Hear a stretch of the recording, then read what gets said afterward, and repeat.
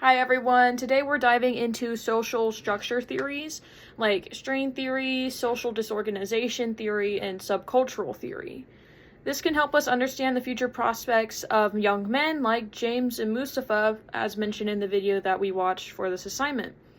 These individuals growing up in neighborhoods shaped by Elijah Anderson, called the Code of the Street, a set of informal rules that prioritize respect, toughness, and survival in the face of systematic neglect. So let's start with strain theory. So Robert Merton argued that when people are blocked from achieving socially approved goals like education, wealth, and status, they may turn to alternative needs like crime. James and Mustafa might want success just like anyone else.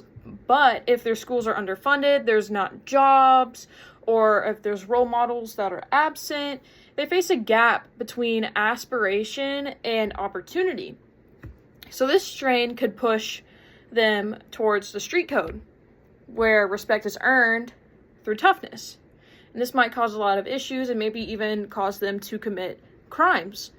So next we have social disorganization theory. This theory says that crimes thrive in communities with weak institutions like schools, families, law enforcement, etc. And often these places have high levels of poverty and residential instability. So James and Mustafa might live in areas where neighbors don't trust each other, or police almost seem like more threatening than protective. And violence is also normalized. But without these strong community ties or safe spaces, streets become their social structure, often leading to them committing crime. Now, subcultural theory. This theory suggests that marginalized groups develop their own norms and values that conflict with mainstream society.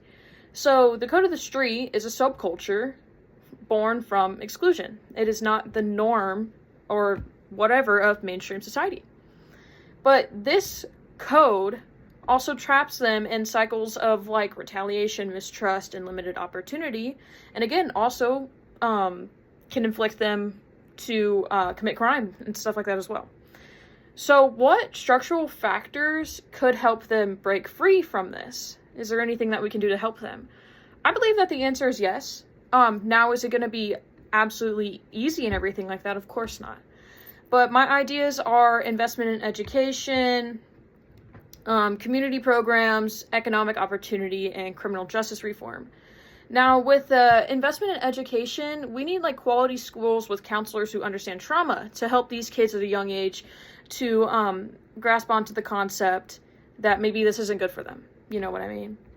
And for community programs, we need like safe spaces, like after school programs and mentorship initiatives, so that we can get these people into safe spaces for them to communicate, talk, and possibly figure out a way to help better themselves, better the community, etc. And economic opportunities such as like job training, internships, and equal hiring practices. Stuff like this will honestly help crime lower. More jobs, more happy people are, more money you can make, etc. Crime is most likely going to go down. And the criminal justice reform.